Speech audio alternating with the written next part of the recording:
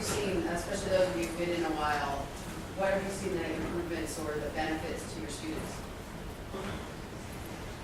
Well, for me, just a real basic response to that is if I could give them 10 math problems on a worksheet and give them the same exact 10 problems simply on there, and this isn't a very fancy use of the technology, but just because for them it's on a computer, they just get right to it, and instead of a worksheet and the body language is back in their chair, they're more apt to just get started on it simply because it's on a computer, really.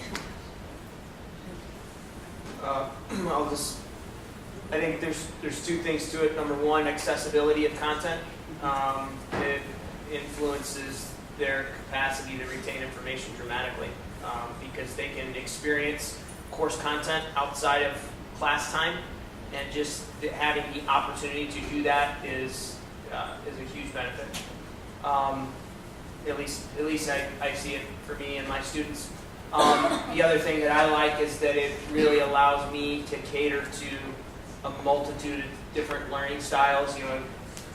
We do this naturally anyways, but some kids that may be really great audio-visual learners may benefit, from having that adjustment in the classroom, whereas, some students are really tactile learners, and some are experiential learners, and so I think it allows me to incorporate content and curriculum that assists those kids that are really effective audio-visual learners more consistently. I second that, and I also say with my students, again, in a tech environment, I would always have like 2 or 3 kids in my digital literacy class or web design who really were experts, and then a huge middle group who kind of like weren't afraid of the technology but really didn't have any experience either, and then a few kids who were totally didn't want anything to do with computer.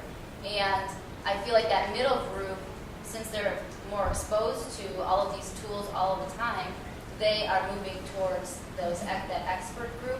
There's still kids who are resistant. I still have a couple of kids each class, in each period who are, they really struggle because they are just afraid of what's in front of them, and it's a little overwhelming for them.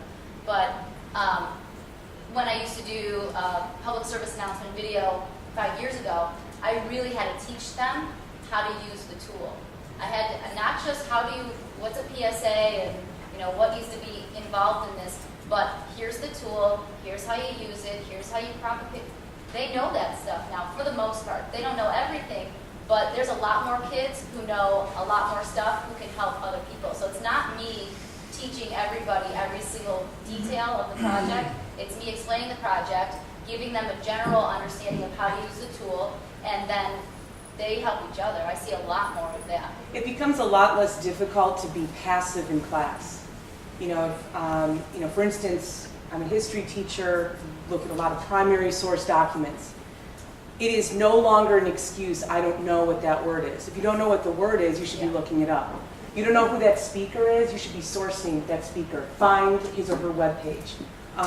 It's that culture shift where, if you're sitting there with just a piece of paper, you're a lot more limited. Whereas now, it becomes uncomfortable for the kid who's like, okay, because there's that responsibility is now passed back to them because they have something at their fingertips that can get them an answer that fast, which is, I think, an important thought that needs to be impressed, and I think my fellow colleagues would agree. It's, what are you using the tools for in terms of students? And that's the same with feedback too. I mean, as far as like from an English discipline, they used to turn in a rough draft, they wouldn't see it for a week, and then all of a sudden they see my comments on it, right? Whereas if they turn it in Google Docs, I can actually do comments as they're writing it, and they can get that feedback right away.